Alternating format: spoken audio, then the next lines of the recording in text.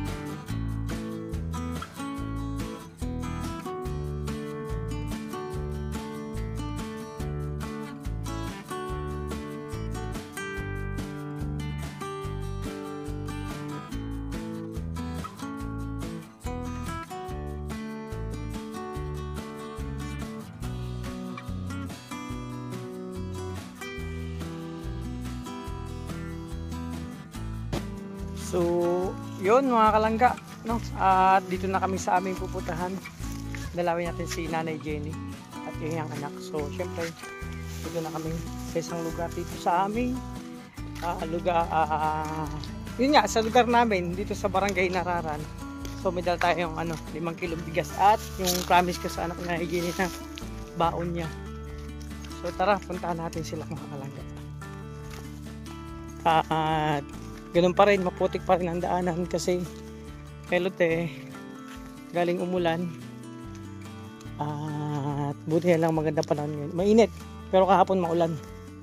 Kaya maputik pa ang daanan mga kalangga. So naalala nyo nung kasama si Caleb, tumakas kami sa kanila. Naku, maputik nga. Ayan. So maputik ang daan. Kasi kakaulan pa lang naman kahapon. Ilang araw na ulan. Pero okay lang yan. Tuloy pa rin tayo. Sabi nga, kailangan natin magpatuloy. Para sa kanila. Pero dulas. Buti na lang talaga hindi namin sinama ang dalawa. Kasi yun nga, maputik. Lupit ng ano mo ah. Ano yan? Pang ano yan? Pang London na ano mo yun ah. Jacket mo ah. Magkano yan sa ukay-ukay? Oh, imagine yung 10 piso na yan sa ukay-ukay. Makapag ukay-ukay nga.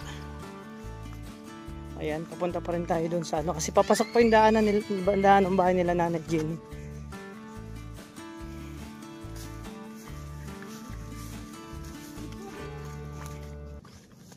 Kasi wala nang ibang daan dito. Kailangan mo nang huminto. Iwan yung motor kasi hindi man po dito makadiretso.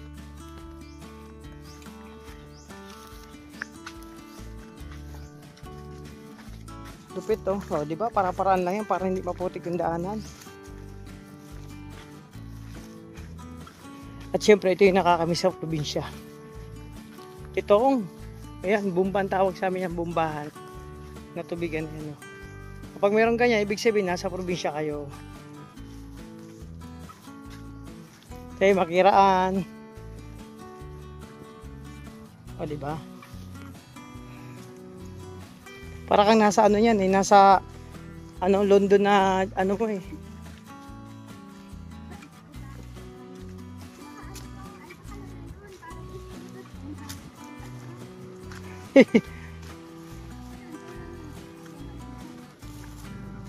Ano na. So yan mga kalangga. Di ba yan mamaya ano. Hindi ka na magkapot. Pura mo yan saan ano. Pag may buta, may ano lang yan. Yung mga langga, sacrifice up.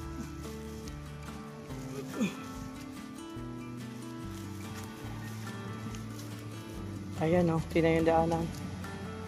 Maputik po.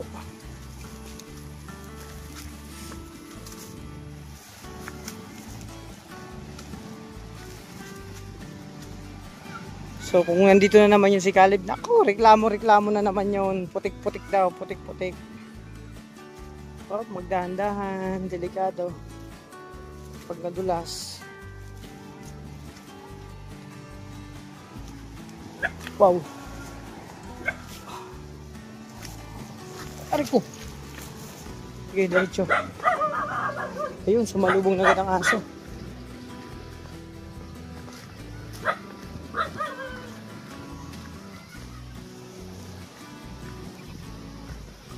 At nasa tabing dagat na tayo. Maalon pong dagat ngayon.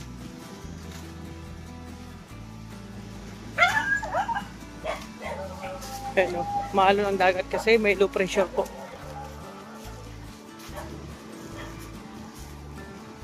Daming shell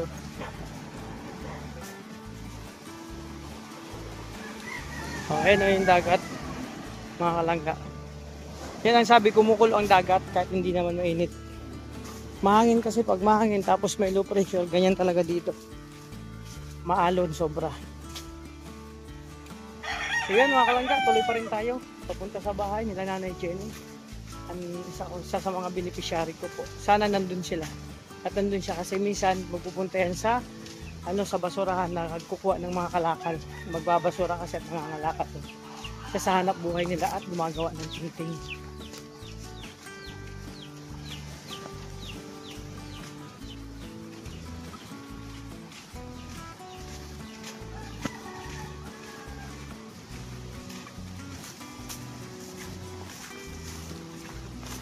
So, malapit-lapit na tayo mga kalangga.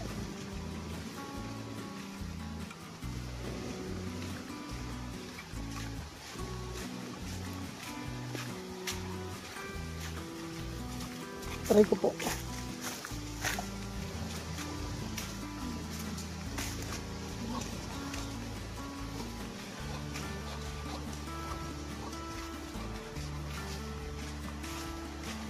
So, yan mga kalangga. So, ito yung lakad namin ngayon, yung scouting namin, yung biyahe at paglalakad namin syempre, papunta sa Banilay din at ayun, malapit na kami. So, ito muna, natatapos sa aking vlog sa ngayon, yung adventure na lakad namin, no? Exciting. At ito yung date naming dalawa ngayong linggo. So, every linggo kami magdi-date mga kalangga. So, yun, maraming salamat sa iyong suporta. Patuloy na pag-support sa amin. Ingatan niyo po yung sarili, halagaan, and God bless sa inyong lahat. Bye po.